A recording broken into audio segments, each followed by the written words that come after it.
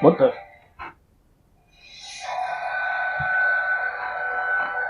Breaking news. Pigs take flight. Hell freezes over. The Sonic movie is actually good. Okay, take two because my first video wasn't very good. And yes, I'm not reviewing a video game. I've always wanted to do other stuff, but video games are currently where I'm at. Maybe when I get bigger I'll review more movies and other stuff, but we'll get to that when we get to that. So yeah, if you're familiar with this channel at all, you probably noticed I'm a bit of a Sonic fan. So you know what I had to do this Valentine's Day. Yeah, let me give you the rundown. It's midnight, coming back from work because I do second shift, but about to go to bed and the furnace craps out. Yeah, it actually happened to be the coldest fucking day of the year, and so was the next day. Actually, no way, that was the same day because it was past midnight. But, yeah. I spent the day at home waiting for the repairman to show up. I didn't get to see Sonic the Hedgehog. But while I was home, I at least took the liberty of watching reviews and was encouraged. That was nice. Because, oh man, that original trailer does not do the final result any justice. And it all comes down to that original design. It was god fucking awful. How did anyone think this is what anybody wanted to see? Then there's the use of Gangsta's Paradise, which is another head-scratcher. It's speculated that it's 90s nostalgia, but was Coolio really 90s nostalgia? I mean, I knew of him. I didn't know Gangsta's Paradise was his song. Was he even that big? I mean, if you wanted nostalgia, here's something from 1991. This is the way we roll, we roll. This is the way we roll, I'm rolling. This is the way we roll, we roll. Oh, come on, tell me that wasn't a better choice. Too legit. Too legit to quit. Too legit. Too legit to quit. Now I really feel bad because I get jealous of the friends that you have, chilling in the park or cooling in the club, friends to the end, you know the kind that you love. Hey, I was there. If you were there too, you know. Then came to redesign and things are looking a lot better. Still not 100% sold. I would have said it would be a miracle if this movie didn't suck. But I don't know what that makes the fact that this movie was actually pretty fucking good. I mean, let's not oversell it. It's not a super great movie. It is a kid's movie. You're going to have to accept that. I mean, it's Sonic the Hedgehog, a hedgehog, obviously, who goes around fighting an evil scientist who throws animals into robots. I mean, does that sound like it appeals to anyone over the age of 20? No? I didn't think so. Yeah, it's not really my scene. I'm probably too old to really be watching Sonic the Hedgehog. I should probably be doing something more productive with my time, like fixing up the house or trading stocks or banging hookers. A lot of things happen in this movie just to make a joke. There are gaps in the logic to accommodate them. For example, Sonic's speed is not consistently portrayed. Basically, he's as fast as it needs to be to make a joke. Nothing new for the franchise, really. For this scene, it starts off, it looks like he's frozen time. He's standing with bullets and rockets right in his face. Then you see that, no, things are not frozen in time. They are still moving, albeit very slowly. I mean, I'm no expert in movie time, but I'm pretty certain he spent a lot less time here than he did in the bar. Now, okay, this movie's gonna have spoilers. Not that it makes a whole lot of difference. I think the trailer's kind of already spoiled most of the movie, but I have a sneaking suspicion you've probably already seen the film and are probably just watching this because you're curious to see what another fan has to say. I mean, I sympathize. I've probably watched like 15 other videos. So yeah, voicing Sonic, Ben Schwartz. I don't know him from anything, but he did a good job here. I'd rank him as one of my favorite voices, and I'm probably going to be using his voice whenever I think of Sonic from now on. And then you got Jim Carrey playing Dr. Robotnik. I have to admit, the first time I heard it, I thought, what the hell? But upon reflection, I'm hard-pressed to think of anyone else I would have suggested. Okay, Jim Carrey was awesome. He stole the show. but I'll get into that later. Now, while I might have thought perhaps he was a little flamboyant, Robotnik did have his flamboyant moments in the media. Some people say the dance sequence is just Jim Carrey being himself, but wasn't just something Jim Carrey made up. We also got the scene from the baseball field, which, even as early as a trailer, I thought it worked. I could totally imagine this scene in one of the games with Mike Pollock's voice. You notice how I keep calling him Robotnik? That's actually what he's called in this movie. I'm surprised. I thought Sega had done away with that name. So thumbs up for bringing it back. I always liked that name better, and it's certainly the one I always grew up saying. Obviously, Jim Carrey plays a wacky Robotnik, but he's also got a fair amount of menace to him as well. Robotnik's actually a legit villain in this film. I mean, are we really supposed to believe that no one got killed in this sequence? Sure, he doesn't look like Robotnik yet. Ah yes, let's not forget James Marsden, who plays the human co-star. Yep, I'm sure most of us feared we wouldn't like him, but, well, he's likable. Simply put, I don't really mind his presence, so job well done. As for the setting, it takes place on Earth, which is a point of contention with some fans. I personally don't mind at all because the games have largely taken place on Earth anyway. Adventure was on Earth. Unleashed was on a fictional cartoony version of Earth. I believe even the old games took place on Earth. It just, looks really cartoony and all that jazz. Some of the alternate media has him from another planet, like, say, Mobius, but that was never canon. Games never did anything like that until Forces. That's the closest we got to there being a Mobius or a Knothole Village. I personally never cared for it. It's a real simple plot. The movie just slightly gives us a little more on Sonic's backstory. Apparently he's got a special power besides being really fast. No idea if that's even a normal Hedgehog thing. Unfortunately, bad people want to harness this power, so he has to flee to Earth. Then he meets Robotnik and the shit hits the fan. Yeah, that's another weird use of the source material. Warp rings were in the first game, the third game, Mania. It wasn't something they just pulled out of their ass for the movie. But to be honest, Sega's played so fast and loose with the continuity that this is probably the best explanation. Warp rings. So basically you could say it's an origin story for both Sonic and Robotnik. Which is cool because Robotnik hasn't really had much of a backstory. The soundtrack is okay. It's done by Junkie XL. They've done a bunch of other movies like Mad Max Fury Road. They did some video games and, well, they're already a band in their own right, but yeah, this one is probably not one of their betters, although I guess it is appropriately video game-ish. The music sells the moment when you're watching the film, but after you're done, you're probably not going to remember any of it. I didn't, and upon watching it again, I was surprised at how good it actually was, but I'm just wondering, why don't I remember it if it's good? It's a good soundtrack, but it's not like Michael Kamen Die Hard good, or Marco Beltrami with Live Free or Die Hard. He's also good, but he ain't no Michael Kamen, you know what I'm saying? Alright, getting down to the meat and potatoes here. We'll start with the good. And this is a pretty damn well-made movie. It's got some decent action.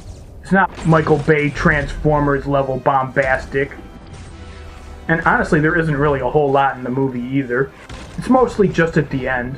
But it does get pretty genuinely badass when Sonic and Robotnik finally do square off. Humor's also really well done, and that's important because this is a kid's movie. Obviously, a lot of it is aimed pretty low. But there were still some pretty damn good jokes in there. This movie got me to laugh out loud several times, and that is no easy feat because, I'm a pretty funny guy myself, so yeah, I've kind of seen a lot of it.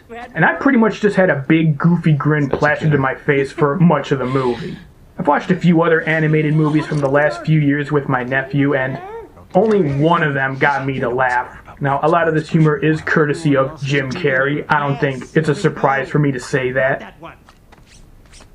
Sonic's got a few funny lines, but not as many as I would have expected. I would say he was more funny for what he did than what he said. The scene in the Pentagon is one of my favorites. It starts off serious, like one of those scenes from Transformers, but you know where this is going, and it's impossible to take it seriously, so the conversation just gets progressively sillier. I know, he's a little weird. No. And what's more, it's also surprisingly heartfelt at times. Sonic is portrayed different than normal. He's not the cocky son of a bitch we know from the games. He acts more like a kid. He's definitely not a hero yet. He doesn't really understand his powers yet, and he hasn't even done a spin dash at this point. Hell, he's actually afraid of Robotnik here. And on that note, Robotnik isn't yet an evil overlord. I mean, I guess you'd call him an evil scientist, but he's not trying to take over the world yet. Or at least not openly. He's an unhinged scientist who's obsessed with capturing Sonic, and he gradually keeps losing his sanity as the movie goes on. But most important of all is that this movie was, first and foremost, a Sonic film. Yeah, that's right. Sonic was the main star of his own movie. This wasn't like Transformers, where humans take up most of the screen time, and believe me, from the early previews, it was looking like that might have been the case, but it isn't. Sonic is on camera most of the time, and if it's not him on camera, it's probably Dr. Robotnik. And if not him, it's probably something else related to the franchise. And if not, then it's probably humans talking about one of the above. There's only a few scenes in the movie where it's completely unrelated human business. And okay, I'll briefly dip into some bad here. There are a couple of characters that were really unnecessary, like Wade and Maddie's sister. Although I can't amuse myself with the fact that he kinda looks like a young John Bernthal. One day he'll become the Punisher. But they account for so little of the screen time, it's pretty trivial. The movie's only about 1.5 hours anyway, so the movie does move appropriately fast. But the best part has to be just simply the fact that this is a very well-made film. You know, it wasn't just a cheap cash grab, maybe on the Hollywood side, but you can tell that the people involved really cared. They had an appreciation for the source material. It comes through. The story itself might be a little sparse on source material, but there's a lot of little Easter eggs in there for you to find. Sonic recreates a few recognizable poses from the games. Even some familiar music in there. Definitely should have been more. Some of the sound effects are directly lifted from the games. Although there was more used in the trailer than actually in the final film for some reason. There's a lot of nods to find if you look closely. Some of them probably don't exist, but I have to wonder. Believe it or not, every year some ignorant kid takes a ride in a clothes dryer just like this one. It seems pretty obvious that this movie was full of people who were happy to work on it. Now, the movie isn't perfect, but of course, nothing's perfect, whatever, but still, I gotta at least point out my complaint. The movie didn't quite have to try so hard to be funny. I mean, I know it's a kid's movie and that's kinda how it works, but they could have toned down the density of the gags a little bit. Could have used a little more action. Like I said, it's mostly at the end. You got this sequence on the highway, but it definitely leans a lot more towards comedic than thrilling.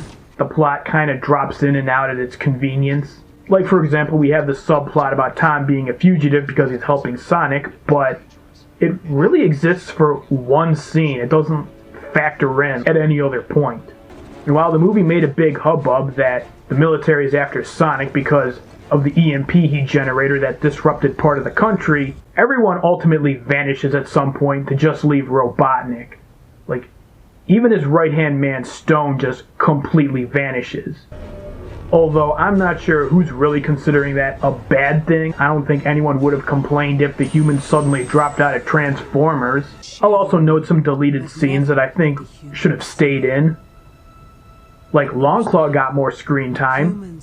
She actually brought Sonic to Earth. It provided a little more exposition as well, which made things make a little more sense. I mean, it explains how Sonic knows how to use the ring to go there. How do you use a ring to go somewhere if you've never actually been there?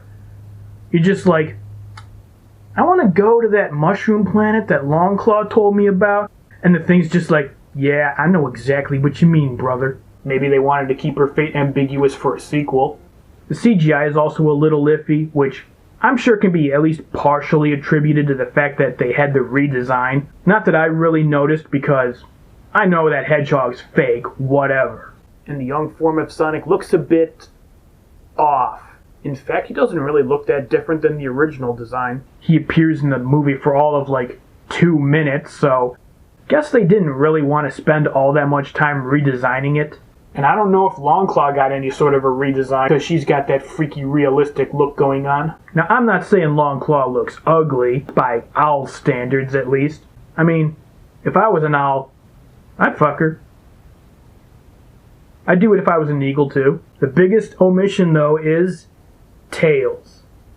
Yeah, you know, Sonic's best friend, sidekick, the team. How do you have a Sonic movie with no Tails? That would be like if you made a Sherlock Holmes film with no Watson. How do you do that? I mean, I'm not saying the movie still doesn't work, but you're gonna be disappointed. Well, I guess maybe Paramount figured they were only gonna butcher one character per movie. I really think leaving him out was a mistake. I mean, come on, man, it's Tails. Now, I realize that it's not very impressive if I were to say that this is the best video game adaptation I've ever seen.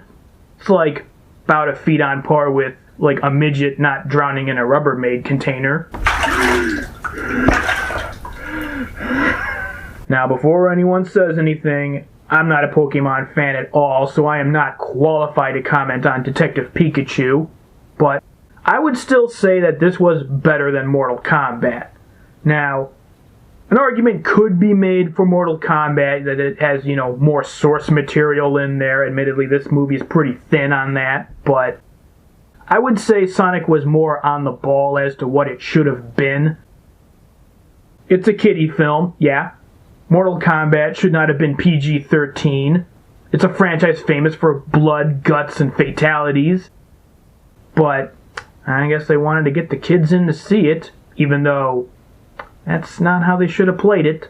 Which does bring up a point, is the goalposts are positioned a little bit differently here. I'm not going to be as hard on a kids movie as I would one aimed at adults. And, well, aside from Detective Pikachu, this is the only video game adaptation I can think of that was aimed at kids. I mean, the Mario franchise would be aimed at kids, but the movie certainly wasn't.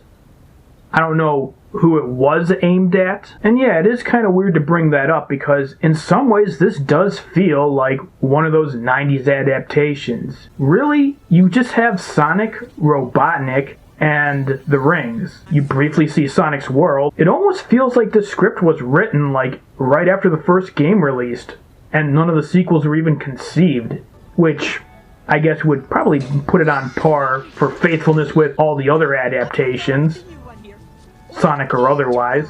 But man, I would have loved to see an alternate dimension where this movie did come out in the 90s, and it just completely mopped the floor with all the other adaptations. I am sure that this conversation happened in some capacity between someone at Nintendo and someone at Sega. Hey, that Super Mario Bros. Movie, big pile of shit, huh? And the Nintendo guy's like, man, fuck you, it's not like a Sonic movie would be any better. Well, fast forward 20 years and that guy at Sega is totally collecting on that bet. Yeah, suck it, Mario. Oh, come on, tell me it doesn't look like that. So yeah, Sonic the Hedgehog. Actually a pretty damn good movie. I can't believe I'm saying that. If you had told me it was going to be good last year, I would not have believed you. But it's good to know that video game movies are getting better at a slow pace, but getting a lot better. In the 90s, it was pretty much straight garbage. 2000s, it was bottom-of-the-barrel mediocrity.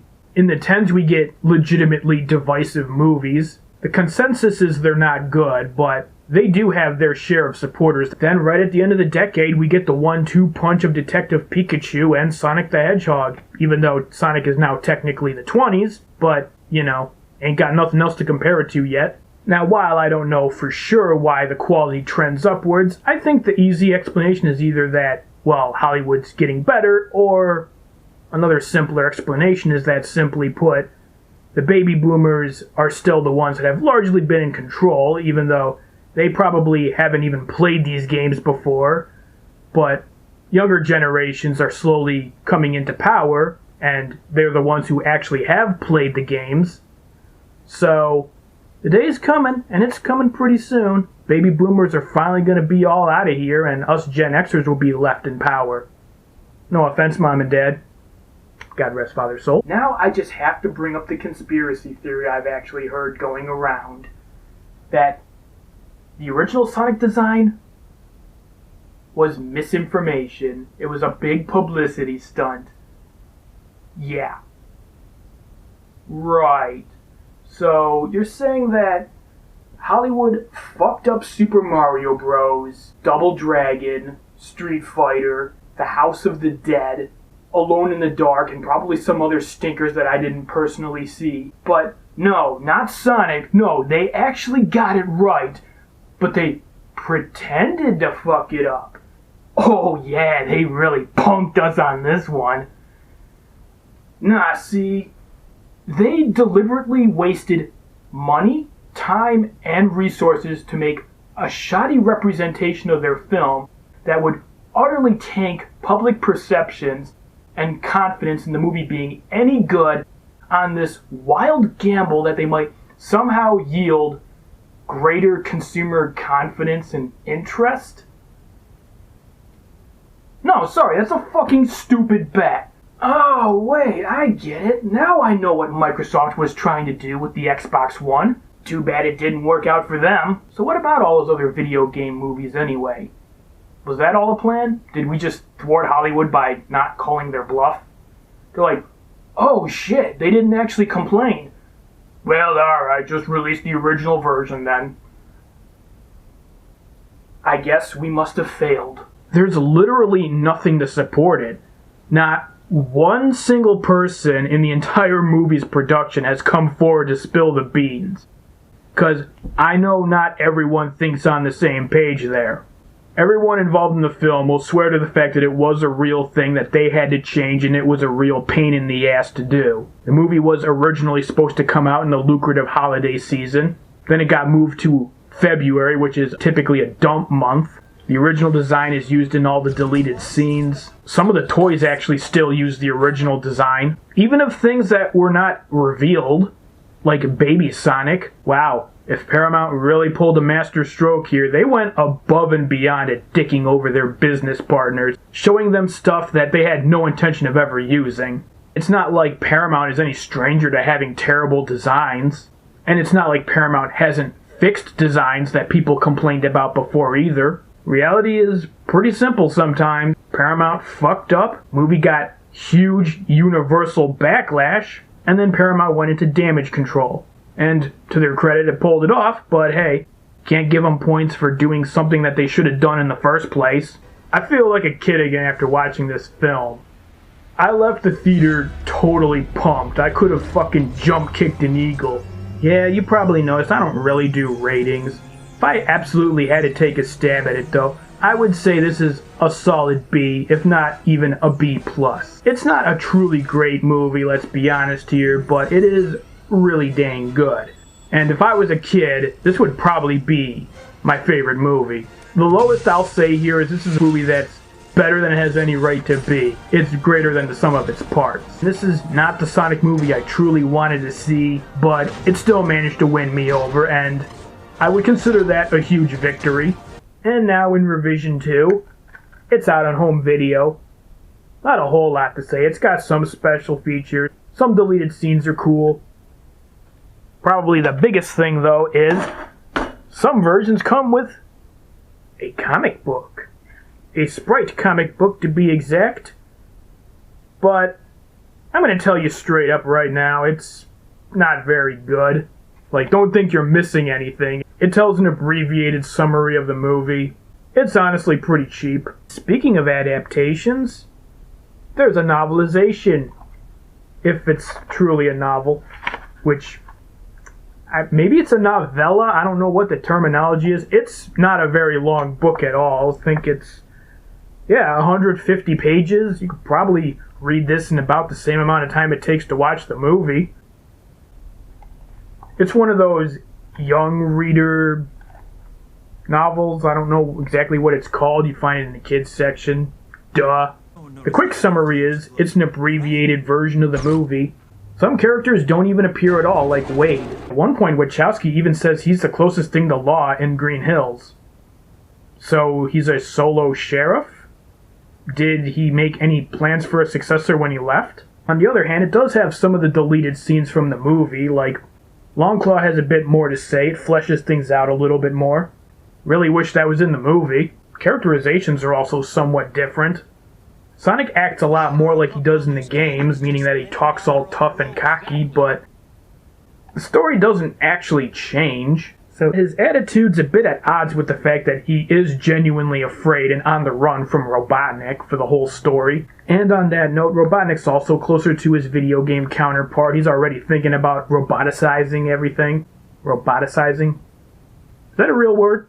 A few other weird choices, like Agent Stone is the one who pops up at the end. I guess he didn't really like Robotnik all that much. Yeah, my final verdict, it's cool.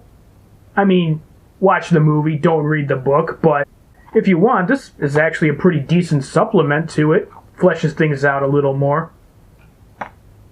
Can't get enough of the movie, here you go. Too legit! Too legit to quit, too legit to quit, too